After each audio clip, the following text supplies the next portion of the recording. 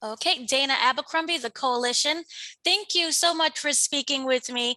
You guys are expert gamers. So when they came to you with this movie, what is it that you look for in a movie video game not adaptation, but just an overall video game that you really look for when you're watching it? Sorry. You hear that, Dan? Video game experts. I know. Experts. I've never been called that. I'm like, I just mess around in video games. What do I look for? I think what really sold me on being part of this is just being asked to be in something as huge as this, being tied to video games. It was a no-brainer with all the team behind it, the actors and actresses involved. But I think what this film does really well is do it in a really natural way. Our integration as the YouTubers and the streamers is done really naturally, and they've really done their research about putting video games in a film kind of environment. I think they've done all that really well. Yeah, I think they treat it very respectfully, and I think they show sort of all the elements of it. Like, there's not just one type of person that's playing games in it, and there's not one type of character. It's very diverse and very broad, and I feel like that's kind of I think that's kind of the way gaming is. Like, it's not the way it used to be back in the 90s with like dudes in their basements or anything like that. So I think it's very accepting and very like forward moving, which I think is cool. Was there an idea or concept that you was really excited to see it play out in the movie?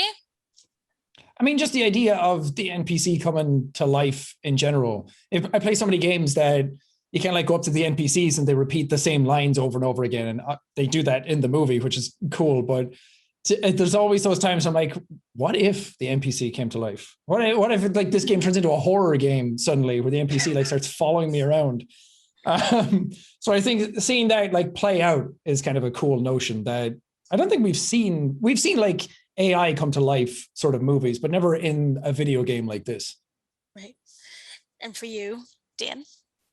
Yeah, I think the idea that you could go up to an NPC that you think is going to say the line that you always hear again, and then they just say something different or do something different or push you back or steal your car for once. I think that's a really cool idea to think about, because I think we do just think about NPCs pretty passively. So this is a cool spin on the idea.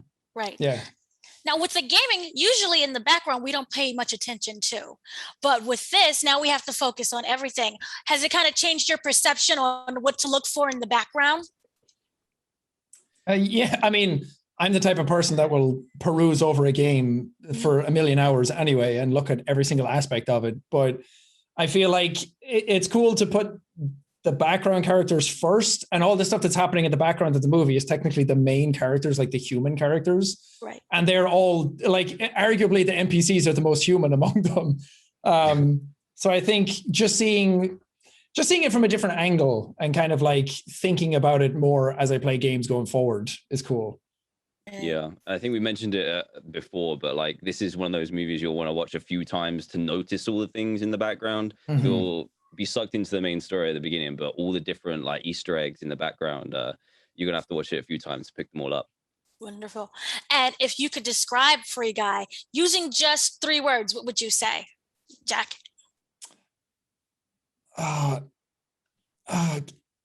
Video games, epic.